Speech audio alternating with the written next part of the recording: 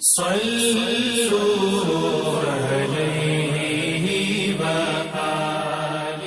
بخاری حدیث نمبر 345۔ ابو موسیٰ نے عبداللہ بن مسعود سے کہا کہ اگر غسل کی حاجت ہو اور پانی نہ ملے تو کیا نماز نہ پڑھی جائے؟ عبداللہ نے فرمایا ہاں، اگر مجھے 1 مہینے تک بھی پانی نہ ملے گا تو میں نماز نہ پڑھوں گا۔ اگر اس میں لوگوں کو اجازت دے دی جائے تو سردی معلوم کر کے بھی لوگ تیمم سے نماز پڑھ لیں گے۔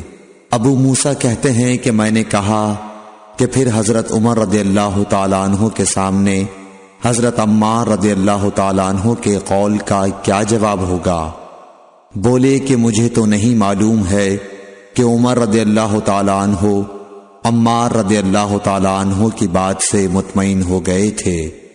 صحیح بخاری حدیث نمبر 346۔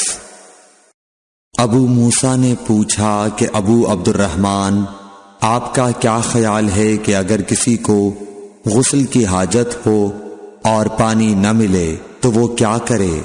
عبداللہ نے فرمایا کہ اسے نماز نہ پڑھنی چاہیے جب تک اسے پانی نہ مل جائے۔ ابو موسیٰ نے کہا کہ پھر عمار کی اس روایت کا کیا ہوگا جبکہ نبی کریم صلی اللہ علیہ وسلم نے ان سے کہا تھا کہ تمہیں صرف ہاتھ اور منہ کا تیمم کافی تھا۔ ابن مسعود نے فرمایا کہ تم عمر کو نہیں دیکھتے کہ وہ عمار کی اس بات پر مطمئن نہیں ہوئے تھے۔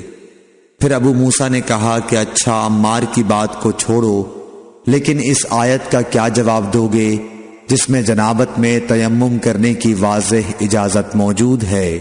عبداللہ بن مسعود اس کا کوئی جواب نہ دے سکے، صرف یہ کہا کہ اگر ہم اس کی بھی لوگوں کو اجازت دے دیں تو ان کا حال یہ ہو جائے گا کہ اگر کسی کو پانی ٹھنڈا معلوم ہوا تو اسے چھوڑ دیا کرے گا اور تیمم کر لیا کرے گا۔ اعمش کہتے ہیں کہ میں نے شفیق سے کہا کہ گویا عبداللہ نے اس وجہ سے یہ صورت ناپسند کی تھی، تو انہوں نے جواب دیا کہ ہاں۔ صحیح بخاری حدیث نمبر 347۔ حضرت ابو موسیٰ رضی اللہ تعالی عنہ نے حضرت عبداللہ بن مسعود سے کہا کہ اگر ایک شخص کو غسل کی حاجت ہو اور مہینہ بھر پانی نہ پائے تو کیا وہ تیمم کر کے نماز نہ پڑھے؟ شفیق کہتے ہیں کہ حضرت عبداللہ بن مسعود نے جواب دیا کہ وہ تیمم نہ کرے اگرچہ وہ 1 مہینے تک پانی نہ پائے اور نماز موقوف رکھے۔ ابو موسیٰ نے اس پر کہا کہ پھر سورہ مائدہ کی اس آیت کا کیا مطلب ہوگا؟ اگر تم پانی نہ پاؤ تو پاک مٹی پر تیمم کر لو۔ حضرت عبداللہ بن مسعود بولے کہ اگر لوگوں کو اس کی اجازت دے دی جائے تو جلد ہی یہ حال ہو جائے گا کہ جب ان کو پانی ٹھنڈا معلوم ہوگا تو وہ مٹی سے تیمم ہی کر لیں گے۔ اعمش نے کہا میں نے شفیق سے کہا تو تم نے جنبی کے لیے تیمم اس لیے برا جانا؟ انہوں نے کہا ہاں۔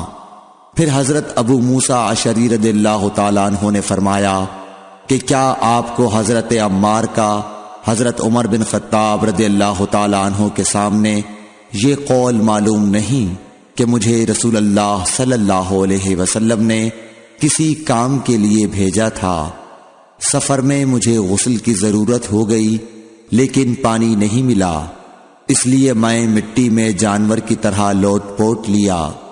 پھر میں نے رسول اللہ صلی اللہ علیہ وسلم سے اس کا ذکر کیا تو آپ نے فرمایا کہ تمہارے لیے صرف اتنا کرنا کافی تھا، اور آپ نے اپنے ہاتھوں کو زمین پر 1 مرتبہ مارا، پھر ان کو جھاڑ کر بائیں ہاتھ سے داہنے کی پشت کو مل لیا، یا بائیں ہاتھ کا داہنے ہاتھ سے مسح کیا، پھر دونوں ہاتھوں سے چہرے کا مسح کیا۔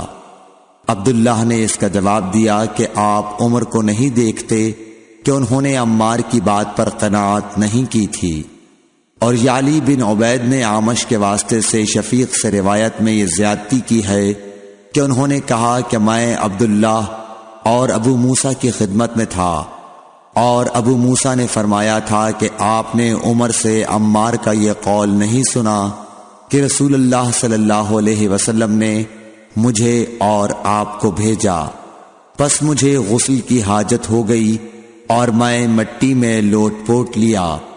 پھر میں رات رسول اللہ صلی اللہ علیہ وسلم کی خدمت میں حاضر ہوا اور آپ سے صورتحال کے متعلق ذکر کیا تو آپ نے فرمایا کہ تمہیں صرف اتنا ہی کافی تھا، اور آپ نے چہرے اور ہتھیلیوں کا ایک ہی مرتبہ مسح کیا۔